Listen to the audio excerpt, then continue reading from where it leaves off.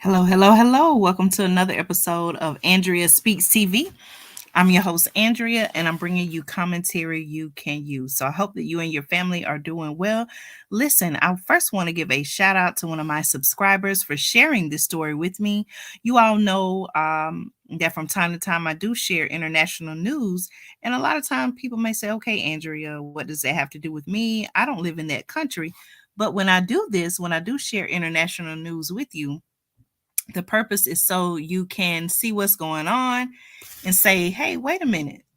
Some of the things that are happening in that country sound exactly like what's happening here in the US or maybe where you live at.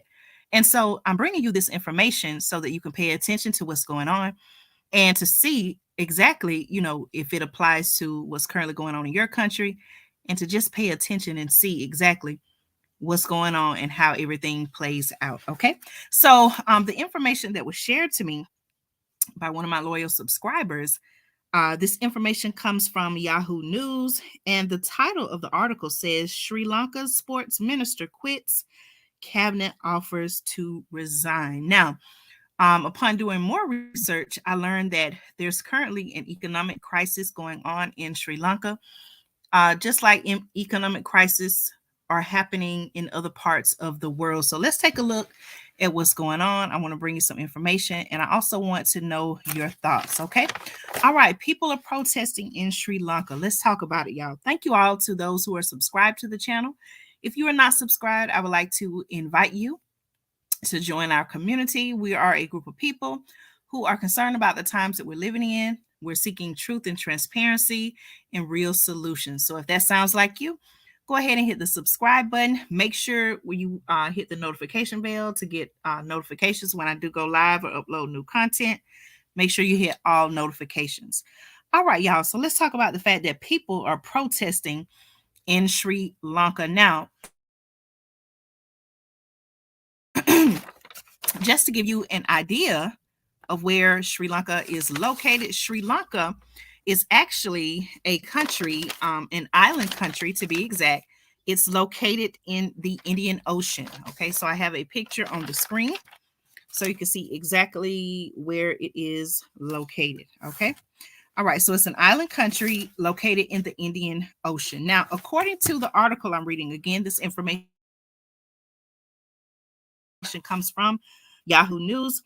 And it says Sri Lanka's sports minister and the president's nephew, who goes by the name Namal Rajapaksa, has resigned from his position amid growing public outrage over the country's economic crisis and shortages of food, fuel, and medicines. Okay, so before I go any further, y'all, does that sound like some of the shortages happening in your particular area? You all know right here on the channel, I've talked about food shortages, we've talked about fuel shortages, and in some cases, even shortages of medicine. Okay, see how that relates to us here in the United States, as well as maybe other parts of the world. All right, let me keep reading. Now, the article says the entire Sri Lankan cabinet also has handed over letters to the prime minister offering to resign from their positions due to the economic crisis in the country. Okay, that was said by the education minister late Sunday. Now, here's a quote by, let's see, here's a quote by the president's nephew. As he was quoted as saying, I have informed the secretary to the president of my resignation from all portfolios with immediate effect. Okay, saying he hopes his decision helps the president and prime minister, who is his father, in establishing stability for the people and the government. Okay, so it sounds like he is stepping down in efforts to establish stability among the people who are, basically protesting, and amid public outcry, he's stepping down. Okay, let me keep reading. He also held the portfolio of youth affairs. Now, someone was quoted as saying that the president and the prime minister will take appropriate action on the cabinet's offer to resign, government coalition parties are demanding that a caretaker cabinet be appointed to pull the country out of the crisis. Okay, the article also goes on to say that the actions appear to be efforts to pacify the people who are protesting countrywide. Okay, you can see I'm sharing some of the pictures here with you on the screen. The people are protesting countrywide to hold the president and the entire Rajapaksa family responsible. Okay, now let's talk about Sri Lanka, the political power. Okay, Sri Lanka's political power is concentrated in the Rajapaksa family. In addition to brothers being president and prime minister, two other brothers are ministers of finance and irrigation. Namal was also a cabinet minister until he resigned. Okay, and Namal, as I shared earlier, is the president's nephew. Okay, now on Sunday, the article says Sri Lankan professionals, students, and even mothers with small children defied an emergency decree and curfew to demand the president's resignation. All right, police fired tear gas and water cannons at hundreds of university students who were trying to break through barricades near the town of Kandy in the tea growing region. Okay, the article also says near Colombo, students demonstrated and dispersed while armed soldiers and police stopped opposition lawmakers from marching to the iconic Independence Square. All right, you all make sure if you find this information to be, an eye opener. Please make sure you like the video, share the video, and also subscribe to the channel. Okay. All right, let me keep reading. An opposition leader was quoted saying this is unconstitutional, who told the troops who blocked their path, "You are violating the law." This is a quote saying, "You are violating the law. Please think of the people who are suffering.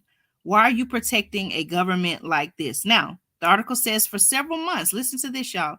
For several months, Sri Lankans have endured long lines to buy fuel, foods, and medicines, most of which comes from abroad and is paid for in hard currency. The first to disappear from shops was milk powder and cooking gas,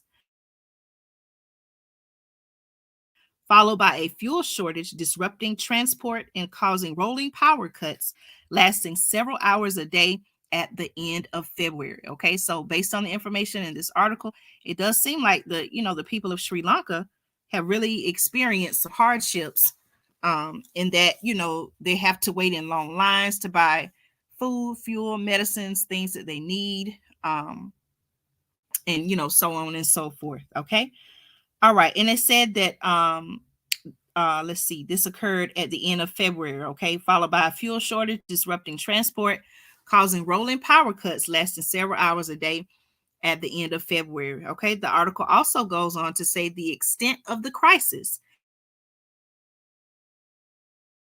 became clear when Sri Lanka couldn't pay for imports of basic supplies because of its huge debts and dwindling foreign reserves. Okay, the country's usable foreign reserves are said to be less than $400 million, according to experts, and it has nearly $7 billion in foreign debt obligations for this year alone. Okay, so remember I said, you all may be wondering, well, why don't they have the things that they need? Keep in mind that I said in the very beginning of the video that Sri Lanka is an island country located in the Indian Ocean. So, based on the information that has been shared, it does seem like they rely heavily on having to import basic supplies to get the things that they need. Okay.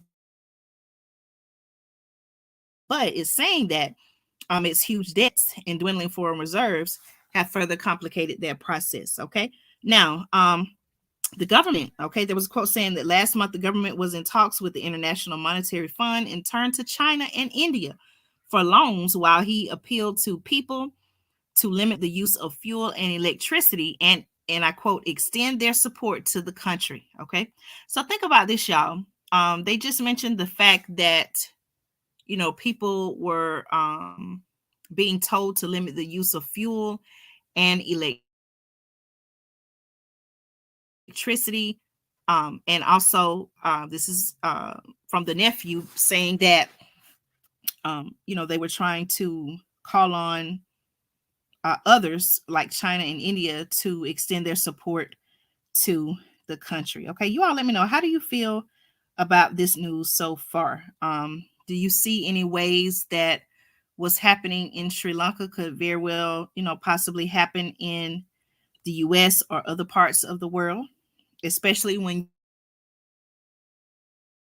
you think about here in the US, the state of the economy, with President Biden speaking recently, saying that food shortages could be coming and that they are real. But we know here on the channel, we've been talking about this for months now, so we know the reality of food shortages. Okay, but let me know your thoughts on the information I've shared so far. Okay. Also, let's see, the article also goes on to say, as protests grew and calls increased for him to step down, let's see, Rajapaksa doubled down and at midnight Friday assumed emergency.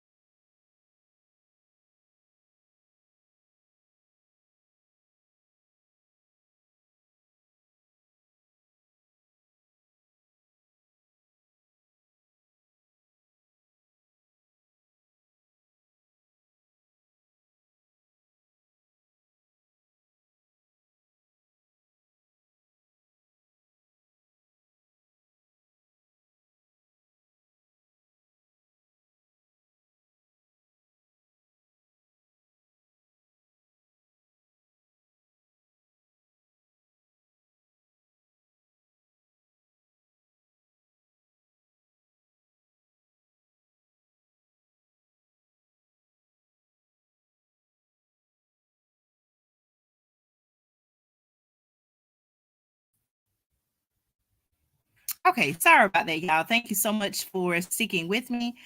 Somehow I lost my internet connection, but I was able to come back on. Okay, y'all. So let me go back. I'm trying to see where exactly the where I was in sharing the information. So give me just a few minutes. Stay tuned. I will be back on. Let me double check something.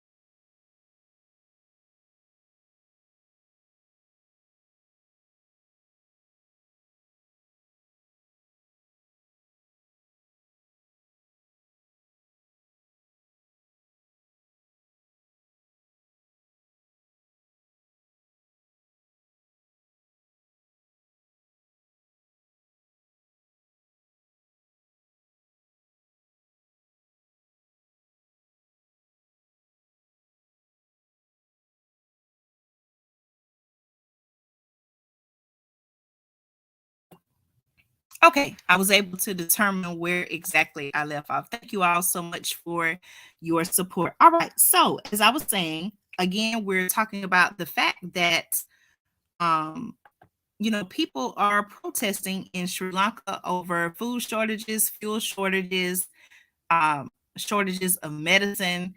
It's just an overall economic crisis. Okay, so as protests grew, again, this information comes from Yahoo News. As protests grew and calls increased for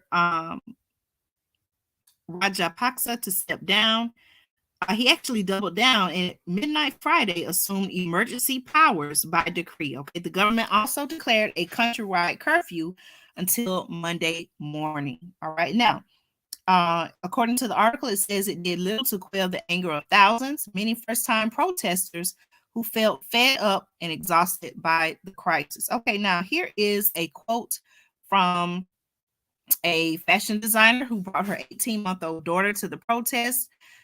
She was quoted saying, "In this country, it is so difficult." All right. It is so difficult. She was quoted as saying, "We don't want to leave the country and go. We want to give our child a good future. But everyone is stealing our money." All right. This is according to a quote by um, a citizen who lives in Sri Lanka. She was also quoted saying, "So we came here for her and the rest of the children." Now, a couple joined the same rally. This is according to the article.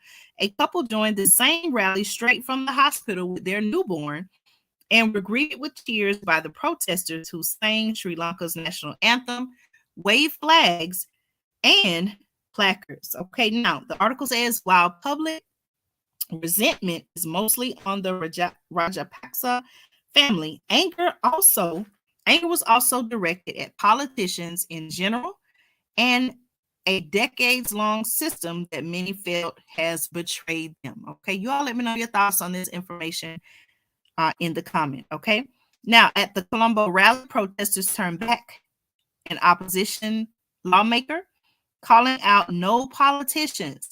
Okay, all right, now here's a quote by a construction businessman. He was quoted as saying the main purpose of the curfew is to quell dissent against the government. He and his circle of friends, the article says, had protested every day since early March. Every day since early March, and he was excited the more people were joining in. Okay. Here's a quote by someone claiming that what the Rajapaksas have been doing all these years was to divide the people along ethnic and religious lines. Okay, but this has united all Sri Lankans.